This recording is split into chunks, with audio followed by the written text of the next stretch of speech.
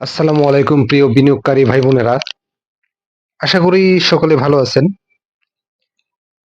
আজকের মার্কেটটা আসলে খুব বেশি ভালো বা খুব বেশি খারাপ তা বলা যাবে না।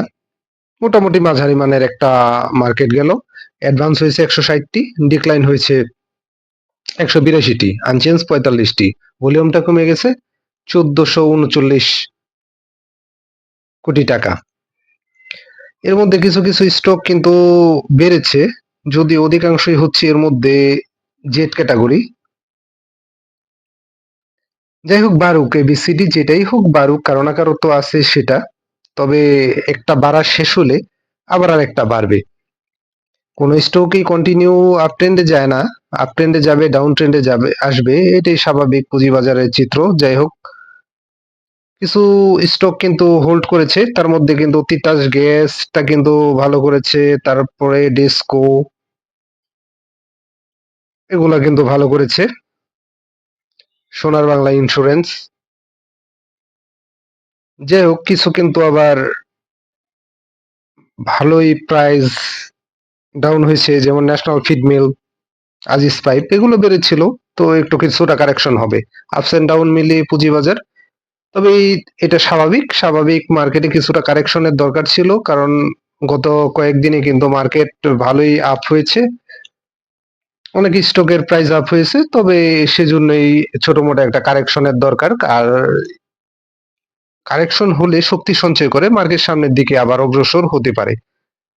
একই রকম মার্কেট যাবে না, কখনো আপস কখনো ডাউন। কারেকশন, এতে হতাশ হওয়ার কিছু নেই। এই মার্কেটে যদি আপনার স্টক হাতে থাকে, স্টকটি যদি দাম বেড়ে না থাকে, তবে সবারটা বাড়ার পরে অবশ্যই আপনারটা বাড়বে। কারণ সবাই যখন প্রফিট টেক করে উপরে স্টক চলে যাবে, তখন অবশ্যই নিচের স্টকটা কেউ না কেউ আবার বাই করা শুরু করবে। তখন আপনার স্টকটা আবার আপ ট্রেন্ড কন্টিনিউ করবে। যাই হোক, যারা এ মাসের জন্য পেড গ্রুপে অ্যাড হইতে চান, আগামী 5 তারিখের মধ্যেই সে লাস্ট ডেট।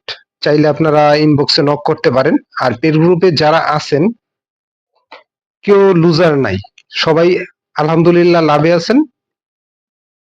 আপনারা চাইলে পেড গ্রুপে অ্যাড হইতে পারেন, বুঝে শুনে যদি ট্রেড করতে পারেন তবে লাভ করার পসিবিলিটি অনেক বেশি থাকে। যারা লাভ করতে পারতেছেন না, তারা চাইলে পেড গ্রুপে আসতে পারেন। তবে মার্কেটের যে আজকের কারেকশন, এটা স্বাভাবিক, কারণ উত্থানের পর পতন, এটাই স্বাভাবিক। আর কিছুটা প্রফিট টেক তো মার্কেটে সবসময় থাকবেই, তার জন্য স্বাভাবিক একটা কারেকশন। আশা করি কারেকশন কমপ্লিট করে আস্তে ধীরে মার্কেটটা ঘুরে ঘুরে যাবে। তবে যাদের স্টকের দাম বাড়েনি, তারা হতাশ হওয়ার কিছু নাই। আপনারটাও ধীরে সুস্থে বাড়বে, সবারটা বাড়লে আপনারটাও বাড়বে। আতঙ্কিত হয়ে যে বাড়তেছে না, এই আতঙ্ক থেকে স্টক সেল দিবেন না, ধরে রাখেন। মার্কেট সামনের দিনগুলোতে যথেষ্ট ভালো হবে, ধৈর্য রাখেন। মার্কেট যথেষ্ট ভালো হবে, আপনার হাতে থাকা স্টকটাও দাম বাড়বে, সবারটা বাড়লে আপনারটাও বাড়বে। যাই হোক, ভালো থাকেন, বুঝে শুনে বিনিয়োগ করুন। ধন্যবাদ।